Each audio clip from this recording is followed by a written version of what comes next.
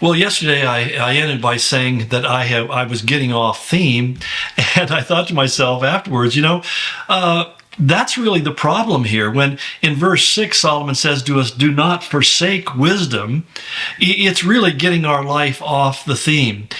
When the main thing is no longer the main thing, and we make some secondary thing the main thing, we're going to find that we're going to go off in a tangent. And I think that that's why when he says seek wisdom above everything else, that's where the real treasure is found. That's the main thing. And we find that Christ has made wisdom to us, Paul said in writing to the Corinthians. So Christ, knowing Christ and the things of God is the main thing. It's the thing that makes me wise. And he says, but what happens is we no longer make it the main thing. We make it a secondary thing. And let me put it in the context of politics. Politics are an important part of our life. I mean, that's a big mistake I think many Christians make, because politics really is really a substitute for the word policy. Because people who are in power create policy, and policy becomes law, and laws become the rules and regulations of a culture. Now, if these are people who are guided by the Holy Spirit and they're following God's wisdom, the policies they make will conform. The laws they write will conform with the law of God.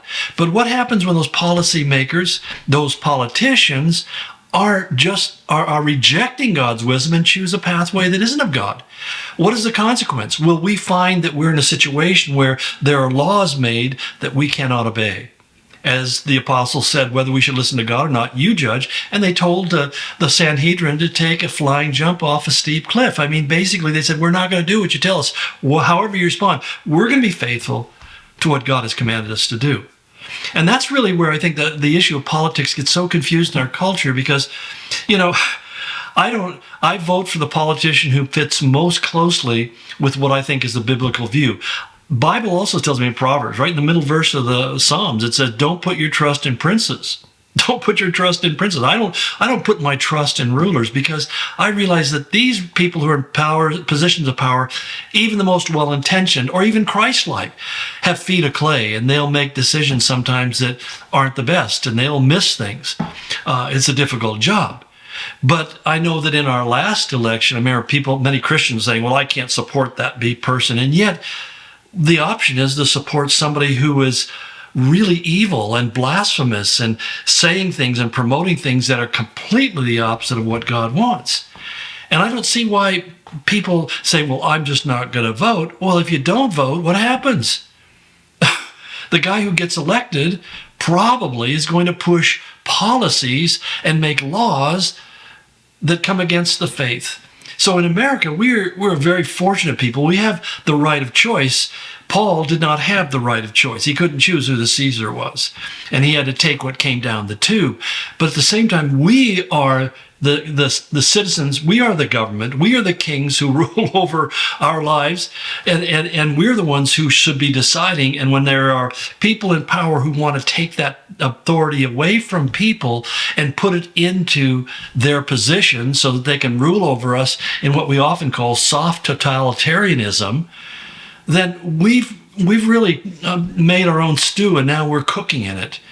No, it's a responsibility. I think that wisdom looks at that situation and said, I have the right to choose my leaders. I'm going to choose those who I think are most closely or most likely to respect the values that I hold, even if they're not a Christian. My prayer is, at the very least, our leaders would fear God and know there's consequences to their decision that they'll have to answer for in heaven. They may not be the most morally circumspect. They may have a tainted path.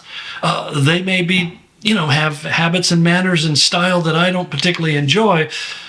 But it's so much better than, well, what I see happening in many cases. So that's my point of view on that. Because that's what he says is when we operate with wisdom, and then we begin to have insight into challenges and decisions in our life, even simple things like who we vote for in elections. That's where you need to be praying that God give me wisdom. I remember when Jimmy Carter was running for president, my wife voted for Jimmy Carter, I voted for Gerald Ford. Why did I do that? Well, Jimmy Carter was a Christian, they told me. Jimmy Carter wasn't a Christian. He was a church man. He taught a Bible class in a non-biblical congregation, But I mean, his policies were not Christians, and he really, before the last president, was clearly the worst president we'd seen in the 20th century. I mean, we're still living with many of his decisions in the Department of Education, the giving away of the Panama Canal, the building up of the Middle East, and the fall of the Shah of Iran, his replacement by the Ayatollah, which, neither one of those were good guys. But the point lies, he had a horrible pattern. He only lasted one term as we were having the highest inflation we ever faced in our country's history, because the guy was not a man of God. He just was a man who called himself a Christian. And I'm not so sure about Gerald Ford either, but at least his policies made more sense. Seemed like he understood. Unlike Jimmy Carter, he'd had a job and worked for a living. He wasn't somebody who had always worked and lived in the public sector. So wisdom gives you understanding to make right decisions, good decisions. He says the result, as a result, that wisdom and that understanding will protect you. And that's why he goes on, he says, but you must love her and she will watch over you. See, life is so filled with unexpected and unplanned for events. I mean, you're not going to die according to some date on a calendar. You're going to die, when God takes you from this planet. And I know very few people, some I've known, but very few people who understood the hour of their demise. I've known many people who were waiting expectantly. My mom, when she was passing, she couldn't get out of here fast enough. And when she would wake up and find herself still here with the living on the earth, she was not happy. She was looking forward to going to heaven and being with her loved ones. Her family had gone before.